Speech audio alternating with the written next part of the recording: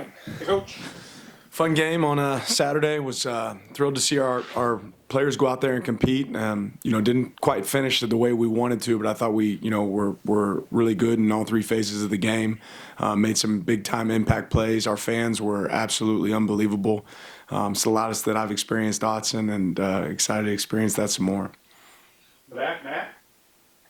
There's obviously been some talk about you and another school in the last couple days. Just your thoughts on that, how do you handle that, and just your commitment to Oregon?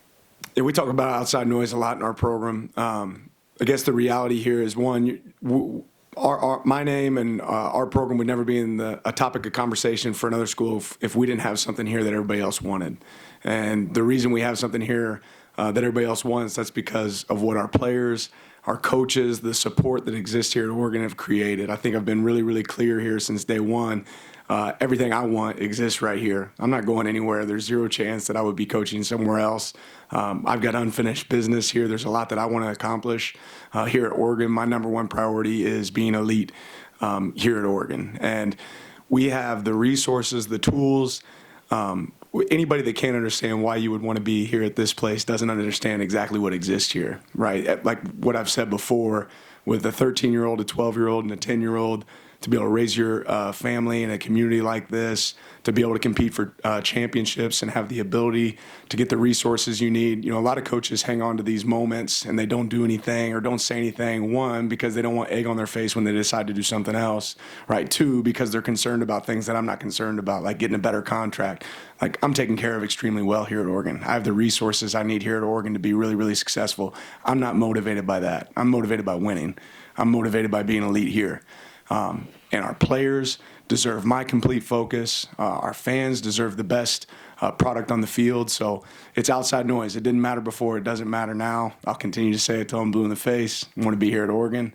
That hasn't changed. That won't change. Front right, Zach. You've talked a lot this year about how you thought that Bo was the best quarterback in the nation. On Saturday night, you mentioned Heisman for, I think, the first time this year. How do you, when you have so many goals as a team, but you're still, that's important. It's a important thing. How do you kind of balance the wanting to win as a team and then also having the spotlight for Bo? Well, Bo's earned that attention, and Bo would be the first one sitting up here to tell you that he's earned that attention because of the things that his teammates have done and the people around him have done. He's been elite for us since the moment he got here. He's obviously a really dynamic and special player. He performed extremely well in every one of our games this year. There isn't a game that I don't think he's performed really, really well. But those things come to teams that are having a lot of success, right? And I think you always go back and look at teams that have Heisman winners, and they've done well throughout the season. They've been competing for an opportunity for championships at the end of the year. So if you made Bo pick what he could have, I promise you the first thing he wants is a championship. And we know that the rest will kind of take care of itself. But if you can't watch his performance and recognize what he's been able to do for this team and what he means from a value and what he creates to the opponent, you're not able to really watch college football with a clear lens. Eric, second row left. You referenced kind of the fourth quarter and some of the execution. I'm curious, having watched the film, kind of where you saw those issues and what was your message to the team about correcting them this week? Yeah, there's several things. One, you're playing a team that is one of the best offenses in college football and one of the best players in college football. So you know that they're never ever out of the fight. And when that happens, you got to be able to go finish. And we did. We finished, but they had a spark. They had some life because we gave them some opportunities. So whether it's an untimely penalty, whether it's not getting a fourth down stop when you have a chance. I think some of those things showed up. And, we talk about trying to play complete games. We talk about that process of good to great. We still have steps to make in that direction. We still have, some progress that we can make there. But our guys came in and attacked the day. I was really pleased with their progress today and what they wanted to go out there and accomplish. I'm excited to see, how they attack tomorrow. Front left, James. Kyrie, Jaleel, Dante, did any of them practice today, and do you expect them to play this week? Yeah, they all did, and I definitely think they'll be able to help us this week. On the right, second row, Jared. I'm just curious what you make of ASU's offense last week compared to what they've done throughout the rest of the year. Obviously, a little bit different personnel-wise. Yeah, I think it's clear that Kenny and his staff, they can think outside the box, and they're, Kenny's, similar to me. We're both high school coaches before. When you have, different personnels, you try to figure out how you can utilize them the most and try to create something that your opponent hasn't prepared for. Obviously, he was able to put some things on film that other teams haven't prepared for, and I expect him to give us some of that too. It's going to be about us being able to in-game adjust, have a great plan for what he goes out there to execute. But he's trying to put his team in the best position they can to win, and he had some success, doing some unique things. Is that correct? You guys have scored more than 30 points in all your games this year. Could you talk a little bit to the job that Coach Stein has done here at Oregon? Yeah, I think Coach Stein's done an unbelievable job, building what we had already built here, in a lot of ways from a philosophy standpoint and what we wanted to be and how we wanted to play, the brand of football we wanted to play, but to add some wrinkles. And he would be the first one to tell you that it's not just him. It's our offensive staff. It's our players. We have a really special culture here right now.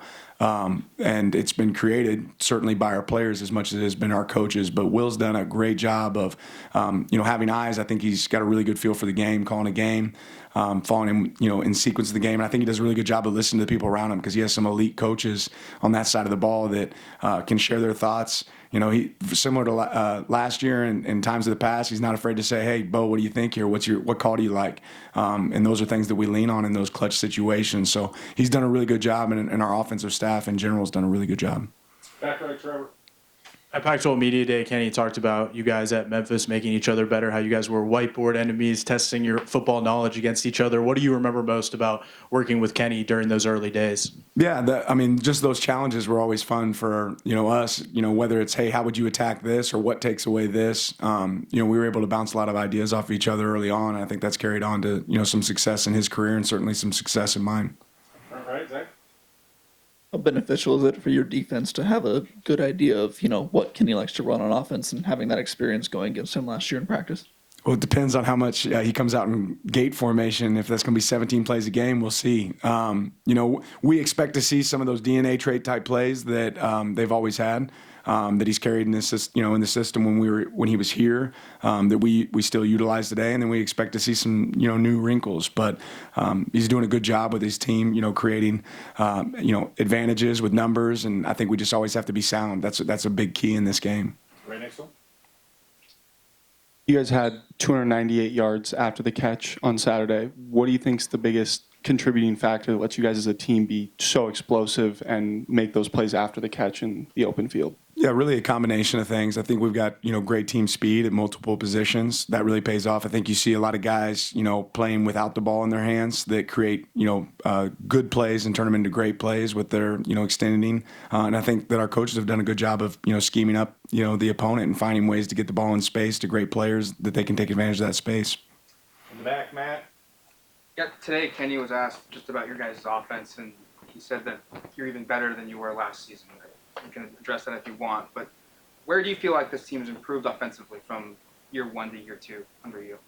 Yeah, ultimately just efficiency and understanding what we're trying to accomplish. I think we've got a bunch of coaches out there on the field, right, that know what we want to get done within certain framework of plays.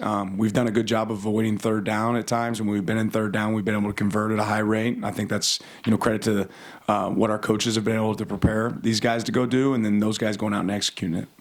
Eric, second row. I was going to ask you about that gate formation and what it's trying to accomplish, and as a defensive coach, like what are some of the fixes, I guess, for defending something like that? Yeah, it's really a numbers game, right? There's multiple plays. It's really, plays that have multiple plays within a play, right? You've got the ability to throw it on the perimeter. You've got the ability to run it. You've got the ability to get the ball behind offensive linemen on the edge. So every one of them can look completely different, but it's the ability to figure out where there's a numbers advantage and then take advantage of it when you can. Right left, James. The chance to review the film, your thoughts on how Roderick Pleasant played, and whether you expect him to play possibly a big role this week, and if need be, how soon he could actually start for you if some of those aren't available.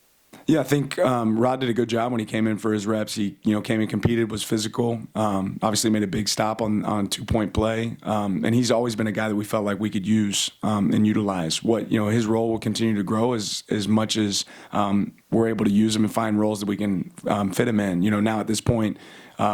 At one point, we're trying to figure out, do we want to, hold this guy from a red shirt standpoint? Well, now we have the opportunity to use him a little bit more because that's not the case anymore.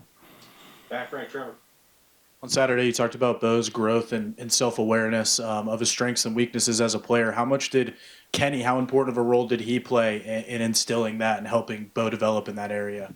Yeah, Kenny was, a huge part of that. Obviously they had a relationship before he got here, and that certainly paid dividends for us in getting Bo to be a part of our program. But, Bo is self-driven. Bo is his own hardest critic, and he makes the coaches around him better, right? And he creates that, with himself. He's a guy that's critiquing himself and what he wants to be able to do and how he can get better every single day, and that's really what makes Bo special.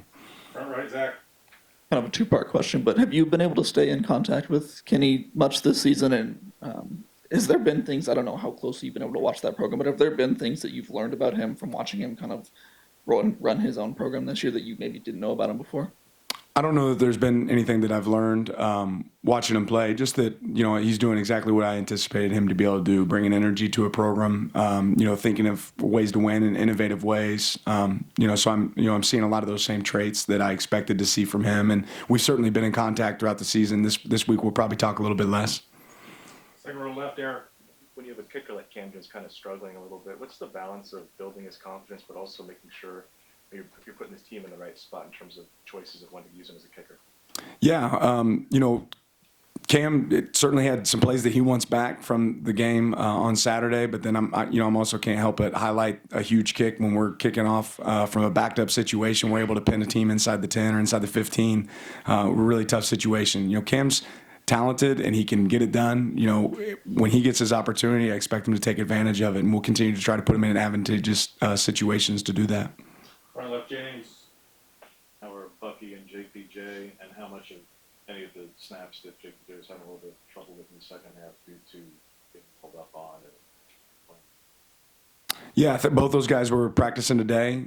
Expect them to be available. I know those are snaps that JPJ wants back. I think certainly when you play football at this point in the season, you're going to be dinged up and banged up. And I know Jackson wouldn't use the way he felt as an excuse for, having a poor snap, but he was playing through, being pretty banged up at the end of that game. But I'm glad he was able to get out there today and mix it up.